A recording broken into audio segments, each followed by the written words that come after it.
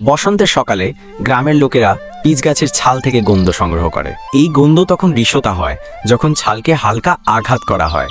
ধীরে ধীরে এই গন্ধ কাঁচের মতো স্বচ্ছ টুকরোগুলিতে পরিবর্তিত হয়। প্রথমে এগুলো জলে ভেজানো হয়। কয়েক ঘন্টা পর এটি ফুলে ওঠে এবং নরম ও চকচকে হয়ে যায়।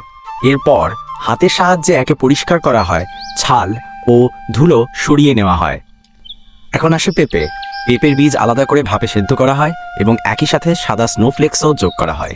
এরপর মেশানো হয় জেলি জাতীয় ছত্রাক, যা শুকনো ঢোলডিয়ানদের থেকে পাওয়া যায় এবং স্বাস্থ্যের জন্য খুব বিখ্যাত।